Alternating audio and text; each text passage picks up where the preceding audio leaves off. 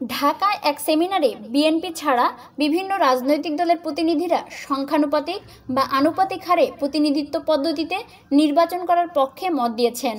তবে তাদের প্রায় সবাই নির্বাচনকালীন সরকার ব্যবস্থা হিসেবে তত্ত্বাবধায়ক সরকার পদ্ধতি ফিরিয়ে আনার বিষয়ে ঐক্যমত পোষণ করেছেন। শনিবার নির্বাচন ব্যবস্থা সংস্কার কেমন চায় শীর্ষক এক সেমিনারে অংশ নিয়ে বিএনপি সহ বিভিন্ন দলের প্রতিনিধি ও বিশেষজ্ঞরা এ ধরনের মত দেন। সংখ্যানুপাতিক প্রতিনিধিত্ব পদ্ধতির বিষয়ে বদিউল আলম মজুমদার বলেন, এটি নির্বাচন কমিশন ব্যবস্থা, সংস্কার কমিশনের এখতিয়ার নয়। এটি সাংবিধানিক বিষয়। সংবিধান সংস্কার কমিশন যদি এ বিষয়ে সিদ্ধান্ত নেয় তাহলে তাদের কিছু প্রস্তাব দিবে।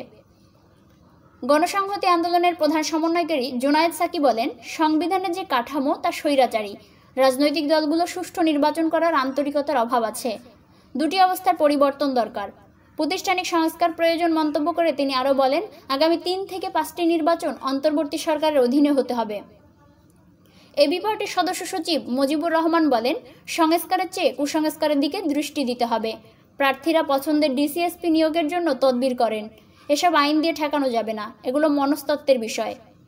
জামায়াত ইসলামের কর্মপরিষদ সদস্য শফিকুল ইসলাম মাসুদ সংখ্যানুপাতিক প্রতিনিধিত্ব পদ্ধতি চালু করা, তত্ত্বাবধায়ক সরকার ব্যবস্থা স্থায়ী করা, রাজনৈতিক দলের নিবন্ধন প্রথা বাতিল, স্থানীয় সরকারের নির্বাচন নির্দলীয় করার দাবি জানান।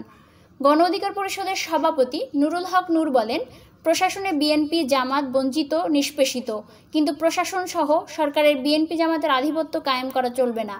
তিনি প্রশ্ন রাখেন, এখানে কোনো রাজনৈতিক দলের আধিপত্য থাকলে নিরপেক্ষ নির্বাচন কিভাবে হবে? তিনি সংবিধান বাতিল করে নতুন সংবিধান প্রণয়ন করার দাবিও জানান।